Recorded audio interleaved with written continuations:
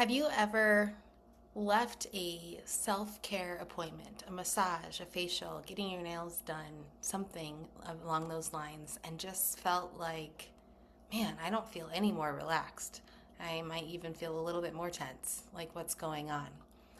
So that's what this entire podcast is working through the busyness, working through this thought that I'm trying to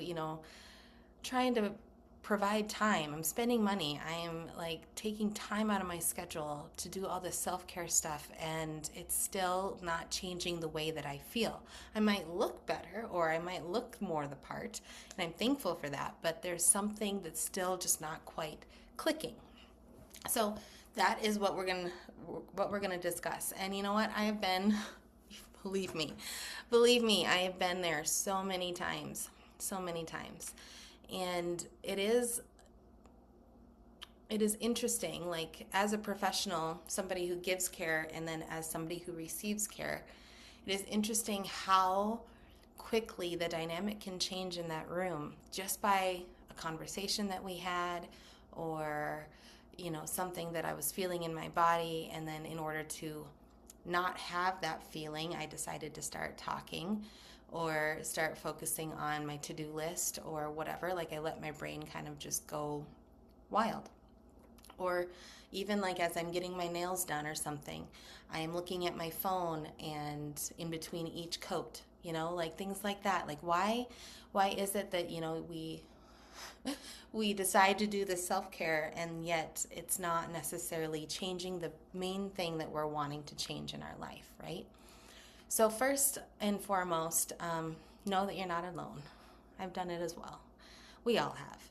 As professionals, we've started talking about our day-to-day with patients. As receivers, we start talking about, some gossip or something else, not even pertaining to the appointment, whether the Cowboys won, or what maybe happened in school, or our kids, something else.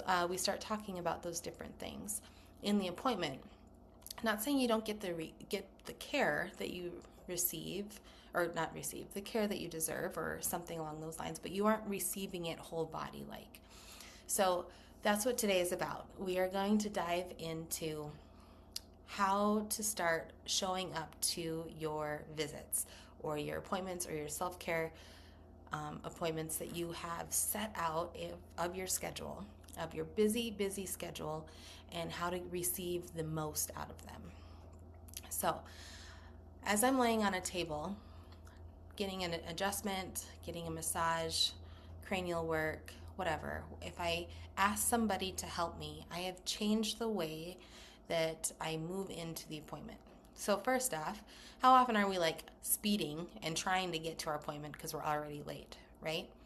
So a car, I found that cars are actually can be very triggering, as we just need to go, and it matters like how people are driving around me and whatnot. And no matter what, I'm going to get there at the same time, whether I'm kind of going fast or not, or whatever. It's like 30 seconds to a minute difference typically if I'm in town on when I'm going to get to something. So it does not help at all to get my brain all flustered about being either late or trying to make it on time. So that, as a person who runs either right on time or a couple minutes late, that's me. I do not drive that way. I try to really calm myself down in the car and be ready for my appointment when I get there, even if I am a bit late. There's a couple things you can do during that time. First off is just breathe. Take deep breaths. Breathe in and then breathe out. And breathe in and breathe out. Maybe I don't even turn on anything on my car, like music wise or radio or anything. I turn all that off, and I try to really set my body up for what it's about to receive, no matter what the appointment is. It can be as small as, even just getting a good meal in between or in my day. Like that's, to me, that's self-care. Like whatever it is, when you're in your car, try to really relax into it. into the intention of why you decided to hop in that car in the first place and leave your busy schedule to go to this appointment. Okay, so that's one. The second is, as you walk into this door of like whatever is going on, I greet the person who is either at the front desk or the person who's taking care of me. Sometimes there isn't a front desk person, but I say, "Hi, oh my gosh, I am just so excited to see you." And if it's same with the front desk person, I am so excited to be here. That just tells your body like, hey, like I am ready. I am ready to receive whatever you guys have for me today. And I've already made the appointment. I do not pay attention to necessarily the cost or anything like that because I've already committed, right? So I take the financial stuff out of it and I'm just like fully present in there. And if I'm there a few minutes early, then that means that I get to sit and do this work. I get to breathe, maybe like browse around the waiting room, look at what they have on their walls, try not to pull out my phone at all. In this episode here, I'm going to be giving you probably all sorts of tips. You do not have to do all of them. You don't have to do any of them. Just listen in because maybe something will land. Okay, so I take my phone, make sure it's on silent. If you're wearing a watch, like a one that's giving you notifications and whatnot, I get rid of that. I do not want anything to distract me. If I need to, like, unless there's something like my kid has been sick or something, not my kid, I don't have any kids, but if you have like a kid that's sick or maybe you have somebody in the hospital or whatever where they may need to get a hold of you, that's a different story because obviously you're on alert a little bit.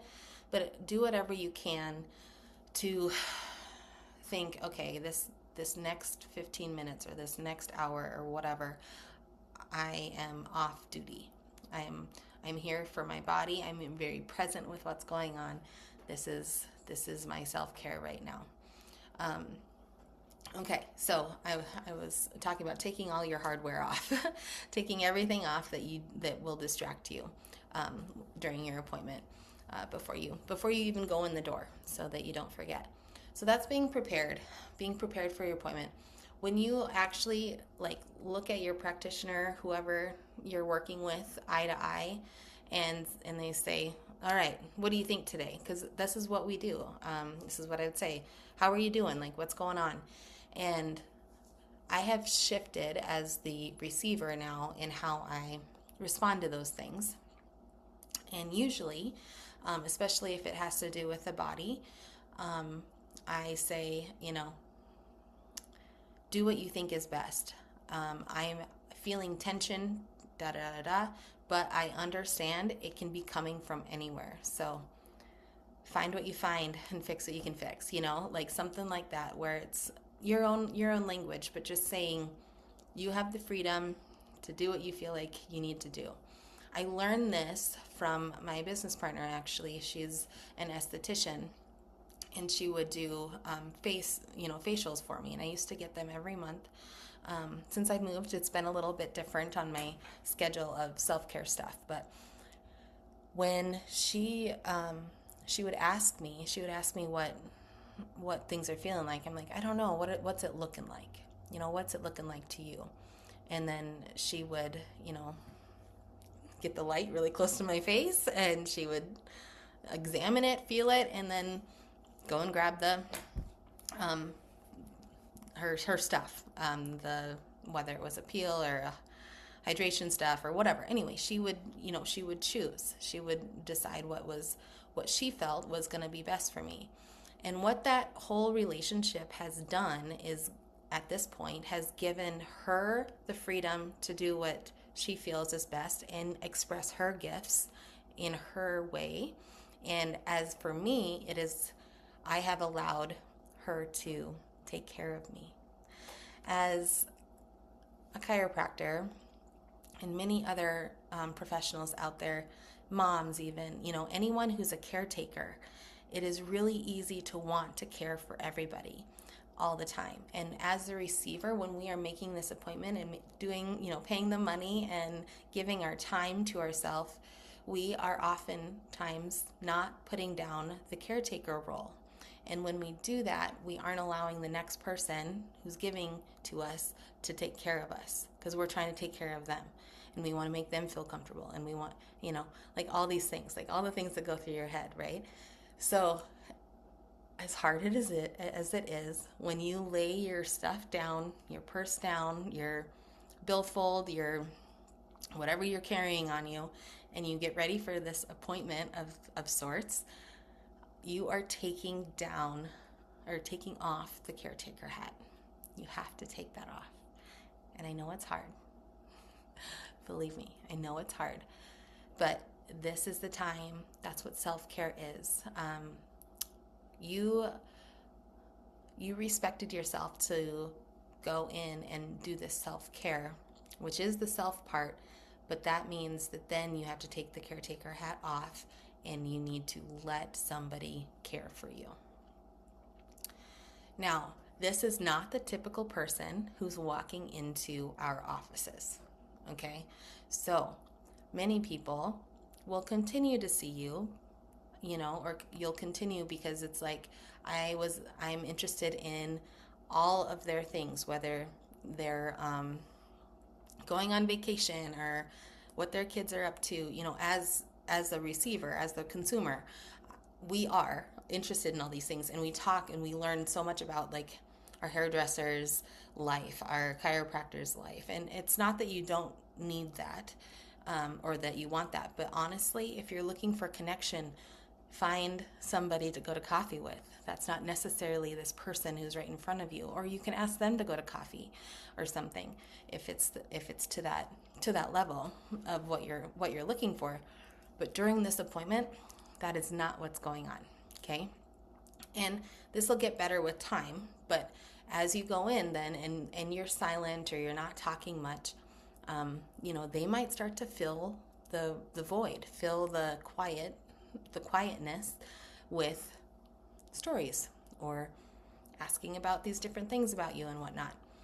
And sometimes I don't have the capacity to do that, knowing that I cannot be centered and present with my body in the moment. So I'll often say, and this is a great one, I'm really trying to just be present right now. So if I'm quiet, that's why. And as a practitioner who has heard that before, I'm like, oh, lovely. Like, because then we can really tap into what's going on in their body, not just what's going on, verbally, like in our environment, right? So you can practice that. And it's not easy to say the first time. And oftentimes a conversation will start and I will talk through it for a moment. And then as soon as there's just a little pause, I will just say, I might be really quiet right now. I'm feeling in my head. Or I might get really quiet for a moment because I'm trying to feel what's going on. Something like that. And somebody who works on the body will completely understand that. What was the other? I had another one too. Oh, as a conversation is coming up, and pretty soon you'll notice that sometimes a practitioner will start talking about their own stuff, or they'll ask you questions or advice or something like that. And as a chiropractor, I get a lot of that because they know that I'm a chiropractor. They know that I know stuff about the body. They know, these different things about me. So I'll get questions, and a lot of times I'm like, I will, say say something, or I'll say, hey, that's a great question. I'd love to talk to you about that more after our appointment, or ask for my number after this, and shoot me a text or an email asking this question. And it's not that I'm always this way, but for the most part, when it comes to these kind of appointments, I've become that person, because it's a respect to you and your time. And it's not that it's a disrespect, that they're being disrespectful for asking or anything of that sort. That's not what I'm saying. But if you are in a moment in this time, really, really trying to be present with your body, this is like the best time to do that is when you're getting any sort of body work done. Now, there's a lot of other kinds of self-care, right? There's getting your, we get our hair done and we say that that's self-care, and we get our nails done and all these different things. Um, those are self-care appointments, and you actually can go into them the exact same way that you're trying to really settle into your body and let somebody take care of you. But that means that you need to let them take care of you. And that also means that you need to put down your phone and not take care of the world while you're doing this self-care for yourself. Maybe some of these appointments you don't consider self-care, and that is fine. Maybe you treat them completely different, but don't go and say that you did a bunch of self-care when it really wasn't. That's self-care is actually becoming cared for, like being cared for. So, what else with that? Yeah. So when that's during the appointment. So then after the appointment and the work is very important, but the closure of the work is also there. So this is all just about intention the whole time. So after your appointment and it's complete and you're done, you're looking at your nails, you are, laying on the bed and they say, take your time getting up, anything like that. You're grabbing your stuff, whatever it is. When you are finishing up with your appointment, I want you to say thank you. And you may have a chance to say thank you to the person who took care of you. Most of the time you do. But when you're saying that thank you piece, you are actually saying thank you to yourself as well. And that is key here. That's closure to the appointment. That's saying, hey, we've concluded this time, this service, and now I can go about the rest of my day. But it shows you that there was closure and that there was an end, and that there, if I were to say, hey, I need you to meditate for 5 minutes, and then you were able to do it, and when the bell rings or whatever and you're done, you come back to the room and you go about your business, right? There's closure to it. Same with this appointment. There's closure to it. You say thank you, we're done, I'm going to come back to what I've got going on.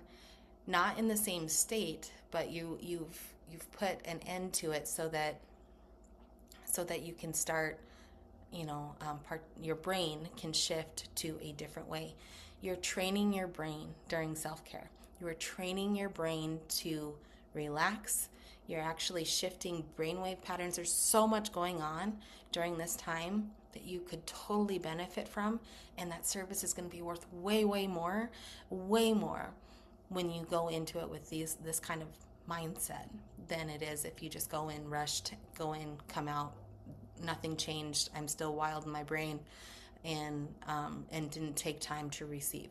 If you take the time to receive, and then it's time to be a caretaker again, you just cut it off in a way. I don't want you to cut off receiving per se, but in your mind, it's like, okay, that was really hard. It was really hard to be a caretaker. Or not a caretaker, a receiver.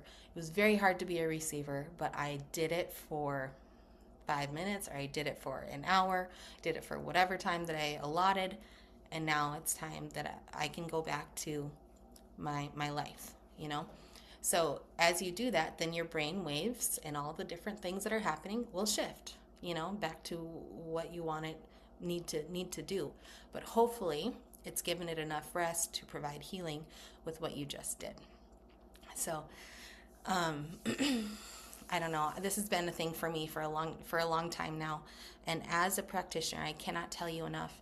I'll give it a couple cents of, if you are a practitioner, if you are somebody who's providing service to someone else in any way, shape, or form, whether it's counseling or chiropractic or massage or some sort of technician, really holding space for this other person and realizing that they're the ones on the table that are asking for help. And not saying never to share a story, if it's relevant to the care. But man, when you start to shift that, you're going to notice a difference in the people that you're taking care of. And they're going to love that. They might need some humor. They might need some just compassion. They might need a hug. But if you are so wrapped up in the drama of their life and your life, because oftentimes the drama comes up of what went on in your life that was relatable to their story or something, that you're caught up in your own drama, then you aren't providing the care that I know that you can. So if you are of service, if you are in that career space of providing some sort of service to somebody, it's so important that you can maintain that balance between shooting the shit and just being present with somebody. So if someone comes in and starts talking like this, do not take offense to it. Take it as a time to practice your skills and practice getting really present. Also, if you notice that the conversation is getting pretty dramatic or gossipy or whatever, you have the room and you can say something about, not that you're telling them that they're like it's wrong, but being like, I've said this often, I'm going to get really quiet here for a minute because I'm trying to figure out what all's going on. And I guarantee you the person on the table's like, oh, okay, good. Like, she's here with me. This is good. So, yeah, that's just on my heart. I hope you enjoyed the message today. It's been kind of the theme here for a bit. I do have a PDF that will be in the Brilliant Circle membership of this, kind of laid out in very bulleted form so that you can read through, play with the languages. There's a lot of scripts and things like that can help you, use your words to explain what you're trying to do. And just know that this is not the typical person, right, that's coming into these places or what someone's taking care of all the time. So as the receiver, like when you come in different, it might take a little bit to shift that when typically you're talking gossip in your appointments, and then and now you're different, right? So just be ready for that. Be ready to use your language and use your body language and have that intention before you come in of what you're looking for and what you want out of that visit. Okay. All right. Thanks, everyone. Until next time, this is the Brilliant Wonders podcast. I'm Josie Jensen, your host.